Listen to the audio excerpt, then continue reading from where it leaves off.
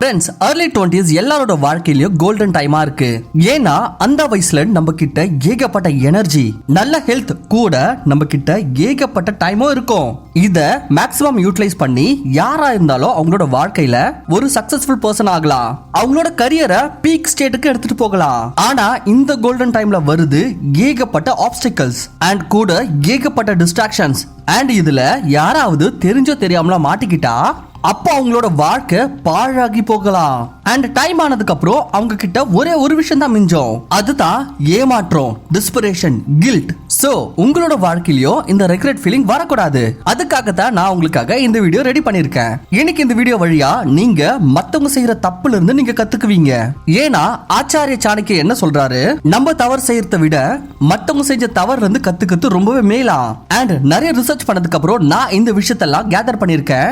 இது கண்டிப்பா early 20sல இருக்கிறவங்க தெரிஞ்சுக்கணும். அண்ட் யாரெல்லாம் அவங்களோட லைஃப்ல வின் பண்ணணும், அவங்களோட கரியர்ல எக்ஸல் பண்ணணும் அப்படின்னு விரும்புறாங்களோ மறக்காம கண்டிப்பா இந்த வீடியோவை கடைசி வரைக்கும் பாருங்க guys. So guys, வழக்கம் போல உங்களுக்கு இந்த வீடியோ வழியா சம வேல்யூ ஆட் பண்ண போறோம். So let's begin. Number 8, don't compare yourself with others. Friends, சொல்லுவாங்க எல்லாருமே ஒவ்வொரு விதத்துல ரொம்பவே யூனிக்கா. சூரியனையோ சந்திரனையோ நம்ம கம்பேர் பண்ணக்கூடாது. எப்போ அதோட சரியான நேரம் வருதோ அப்ப அது பிரகாசிக்கும். ஆனா நிறைய பேர் இந்த ஏஜ்ல இதை மறந்துடுறாங்க, அவங்க தான் பெஸ்ட் அப்படின்னு. அவங்களோட கன்ஸ்ட்ரக்டிவ் டிசைரால அவங்க என்ன இஷ்டப்படுறாங்களோ அதை கண்டிப்பா அவங்களால அடைய முடியும். இது நல்லா தெரிஞ்சும் கூட எல்லாரும் என்ன தப்பு பண்றாங்கன்னா அவங்கள மத்தவங்க கூட வந்து கம்பேர் பண்றாங்க. ஃபார் எக்ஸாம்பிள், ரோஹன் தான் படிப்புல கெட்டிக்காரன்ல, நான் எப்படி அவனை பீட் பண்ண முடியும், அவன் இருக்கிற வரைக்கும் என்னால கண்டிப்பா டாப்பர் ஆக முடியாது. எக்ஸாம்ல லட்சக்கணக்கான மக்கள் இருக்கும் போது நான் எப்படி செலக்ட் ஆகுவேன், காம்படிஷன் ரொம்ப ஹெவியா இருக்குப்பா, என்னை விட ஸ்டூடெண்ட்ஸ் ரொம்பவே பெட்டரா தான் பெர்ஃபார்ம் பண்ணுவாங்க, blah blah blah. அண்ட் இந்த விஷயம் தான் ஒரு நபரோட செல்ஃப் எஸ்டீமை ஃபுல்லா டவுன் ஆக்கிடுது. நீங்க உங்க மேல டவுட் பட்டீங்கன்னா, நீங்க உங்களை வந்து இன்னொருத்த கூட கம்பேர் பண்ணீங்கன்னா அப்போ உங்களோட செல்ஃப் கான்ஃபிடன்ஸ் வந்து உங்களை விட்டு பறந்து போயிடும். அதுக்கப்புறம் நீங்க நினைச்சா கூட உங்களால சரியா பெர்ஃபார்ம் பண்ண முடியாம ஆயிருது. நீங்க எப்பவுமே உங்களை மத்தவங்க கூட கம்பேர் பண்ணக்கூடாது. நீங்க பெஸ்ட், நீங்க எல்லாரை விட ரொம்பவே வித்தியாசமான நபர். உங்களுக்கு கடவுள் கண்டிப்பா எதனா ஒரு யூனிக் குவாலிட்டி கொடுத்திருக்காரு, அதை எக்ஸ்ப்ளோர் பண்ணுங்க, கண்டுபிடிங்க. இங்க பாருங்க, கடவுள் இந்த உலகத்துல பிறந்தவங்க எல்லாரையும் வைரமா தான் படைச்சிருக்காரு. ஆனா அதுல எந்த வைரம் ஜொலிக்கும்னா எது அதிகமா தேயுதோ, அதிகமா வேலைப்படுதோ. சோ நீங்க வேலை செஞ்ச தீரணும். அட் தி எண்ட் உங்களோட பெஸ்ட் வெர்ஷனை எடுத்துட்டு வாங்க, as best as you can, not in comparison with someone else. Number 7, utilize your time. Friends, எல்லா நபர்கிட்டயும் ஒரு நாள்ல 86,400 செகண்ட் தான் இருக்கு. இன்னொரு வழியில சொல்றேன்னா 1440 நிமிஷம் தான் இருக்கு. ஆனா ஏன் சில பேர் மட்டும் அவங்களோட கரியர்ல லைஃப்ல பெஸ்டா வராங்க, அதை இன்னொருத்தர் பாத்தீங்கன்னா அவங்க வாழ்க்கை தேடிட்டு இருக்காங்க. இன்னும் reason is very simple, that is time. How you manage your time, how smartly you manage your time. Well, இன்ட்ரோல உங்ககிட்ட சொன்னேன், இந்த வயசுல எல்லார்கிட்டயும் ஏகப்பட்ட டைம் இருக்கும் அண்ட் எனர்ஜியும் இருக்கும். ஆனா ரொம்பவே கம்மியான ஆட்கள் தான் இந்த டைமை ரொம்பவே கரெக்டா யூஸ் பண்றாங்க. மேக்ஸிமம் ஆட்கள் அவங்களோட டைமை ஃப்ரெண்ட்ஸ் கூட ஊர் சுத்த, கேர்ள் ஃப்ரெண்டை மீட் பண்ண, பார்ட்டி பண்றதுலயும் மொபைல்ல தேவையில்லாத கண்டென்ட் பாக்குறதுலயும் வேஸ்ட் பண்றாங்க. ஆனா நீங்களே உங்களை இன்னில இருந்து 5 வருஷத்துக்கு அப்புறம் ஒரு சக்சஸ்ஃபுல் பர்சனா பார்க்கணும்னு நீங்க விரும்புனீங்கன்னா அதுக்கு நீங்க உங்களோட டைம் வேஸ்ட் பண்றதை நிறுத்தணும். கைஸ், அப்படி இன்னும் உங்களுக்கு நான் சொல்ற விஷயம் சரியா புரியலனா அப்ப வெறும் 5 வருஷம், only 5 years வெயிட் பண்ணுங்க. நானா இங்க இருக்கிறேன், நீங்களும் இங்க தான் இருக்கீங்க. அப்படியும் நீங்க டைமை இன்னும் வேஸ்ட் பண்ணிக்கிட்டே இருந்தீங்கன்னா அப்ப டைம் உங்களை வேஸ்ட் ஆக்கிடும். அப்ப இனி வர டைம்ல நீங்க வேஸ்ட் ஆயிடுவீங்க. அண்ட் இந்த விஷயம் உண்மை, இது உங்களுக்கு தெரியாமலே போயிடும். சோ கைஸ், நான் உங்களுக்கு ஒரு விஷயம் தான் சொல்லுவேன், டைம் இருக்கும் போதே மாறிடுங்க.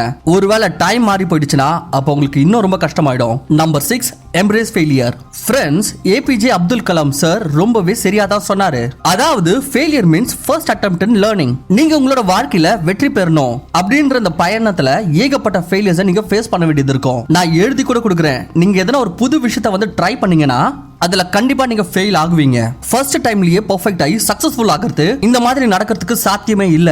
சர் தாமஸ் ஆல்வா எடிசன் கூட பல்பை வந்து கண்டுபிடிக்கிறதுக்காக 1000 அதிகமான எக்ஸ்பெரிமெண்ட் கண்டக்ட் பண்ணாரு. அதுக்கப்புறமா தான் கடைசியா அவரால் பல்ப் கண்டுபிடிக்க முடிஞ்சது. நீங்க எந்த ஒரு சக்சஸ்ஃபுல் பர்சனையும் பாத்துக்கோங்க, எல்லாருமே ஒரு கட்டத்துல அவங்களோட லைஃப்ல ஃபெயிலியர்ஸை ஃபேஸ் பண்ணிருக்காங்க. இதே போலயே நீங்களும் உங்க லைஃப்ல நிறைய ஃபெயிலியர்ஸை வந்து ஃபேஸ் பண்ண வேண்டியது இருக்கும். அண்ட் இதுக்காக நீங்க முன்னாடியே ப்ரிப்பேர் ஆயிடுங்க. ஃபெயிலியர்ஸை பார்த்து பயந்துராதீங்க. நிறைய பேர் பொதுவா என்ன பண்ணுவாங்கன்னா என்னன்னா முதல் வாட்டி ஃபெயில் ஆன உடனே அவங்கள இந்த வேலைக்கு லாய்க்கல அப்படின்னு அவங்க கருதுவாங்க. அவங்களே இதுக்காக வருத்திப்பாங்க. ஆனா யார் விடாம தோல்வியை ஒத்துக்கொள்ளாம இருக்காங்களோ அவங்களால மட்டும்தான் அவங்க லைஃப்ல சக்சஸ்ஃபுல் ஆக முடியுது. ஞாபகம் வச்சுக்கோங்க, everything is an opportunity. Success ஒரு வாட்டி இல்ல, பல வாட்டி உங்களோட கதவு தட்டும். நீங்க நேரம் வரும்போது கரெக்டா 6 அடிக்க வேண்டியதுதான் வேலை. ஒரு ஆப்பர்ச்சுனிட்டி வந்துருச்சு, அதுல ஃபெயில் ஆயிட்டீங்க, இதுவே உங்களோட லைஃபோட எண்டுன்னு நீங்க கருதாதீங்க. அண்ட் ஃப்ரெண்ட்ஸ், நீங்க ஃபெயிலியரை பாக்குறீங்க இல்ல நீங்க ஃபெயில் ஆக போறீங்க அப்படின்னு உங்களுக்கு நீங்க கருதுறீங்க அண்ட் உங்ககிட்ட வேற ஆப்ஷன் இல்ல. அப்ப ஞாபகம் வச்சுக்கோங்க, இதுதான் அந்த மூமெண்ட், இப்பதான் உங்களோட லைஃப் வந்து ஸ்டார்ட் ஆக போகுதுன்னு ஞாபகம் வச்சுக்கோங்க ஃப்ரெண்ட்ஸ். யார் விடாமுயற்சியோட திரும்ப திரும்ப எழுந்து போராடுறாங்களோ அவங்களால மட்டும்தான் அவங்களோட இறுதி இலக்கை அடைய முடியும். So never give up friends. Failures வரும், ஃபேஸ் பண்ணுங்க. ஏன்னா வாழ்க்கையோட பயணமே இப்படிதான், தோல்விக்கு பின்னாடி தான் வெற்றி வரும். Number 5, dream requires sacrifices.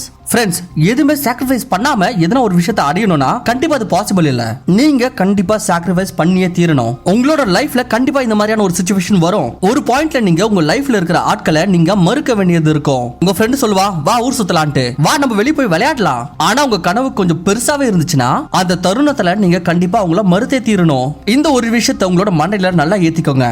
உங்களோட கனவு வந்து எவ்வளவு பெருசா இருக்கோ அப்போ உங்களோட பாத், உங்களோட வழி வந்து அந்த அளவுக்கு நேரவா அவ்வளவு குறுகியதா இருக்கும். சோ என்ன சொல்ல வரேன்னு பாத்தீங்கன்னா, ரொம்ப பெருசா கனவு காண்டீங்கன்னா அப்ப நீங்க ரொம்ப பெருசா சாக்ரிஃபைஸ் பண்ண வேண்டியது இருக்கும். அந்த சின்ன குறுகிய வழியில நீங்க போக வேண்டியது இருக்கும்.